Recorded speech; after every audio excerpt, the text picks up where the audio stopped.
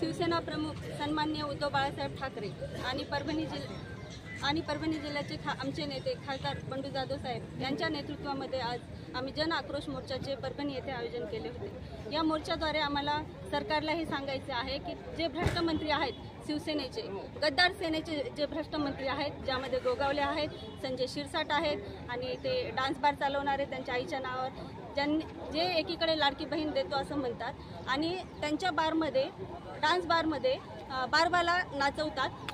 म्हणजे तुम्ही तुमच्यासाठी फायद्यासाठी तुम्ही लाडकी बहीण योजना चालू केली। आज लाडकी बहीण योजना चालू केली, जेव्हा निवडणुकीच्या अगोदर म्हटले होते आम्ही 2100 रुपये देऊ लाडकी बहीणला, आणि जेव्हा तुम्ही सत्तेमध्ये आले तेव्हा 1500 रुपये जे अगोदर देत होते तेच देत आहेत आणि त्यामधल्या 46 लाख महिला तुम्ही कमी केलेल्या आहे। म्हणजे तुम्ही तुमच्या उपयोगासाठी लाडकी बहीण योजना आणलेली आहे।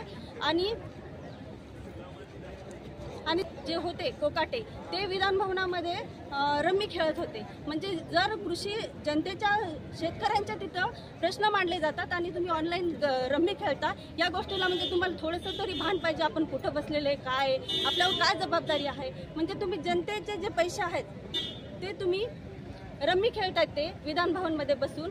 शेतकरी आत्महत्या करतात। आज मराठवाड्यामध्ये सगळ्यात जास्त शेतकरी आत्महत्या करतात। जिल्ह्याला आमच्या पालकमंत्री पद मिळालं होतं, आम्हाला तेव्हा एक अपेक्षा होती की जिल्ह्याचे पालकमंत्री थोडं तरी शेतकऱ्याच्या बाबतीत विचार करतील, पण त्या पालकमंत्री नावालाच आहेत। म्हणून या सरकारचा आम्ही निषेध व्यक्त करत आहोत आणि शिवसेनेच्या गद्दार सेनेच्या मंत्र्याचा आम्ही राजीनामा या जन आक्रोश आंदोलनाद्वारे मागत आहोत। जय हिंद, जय महाराष्ट्र।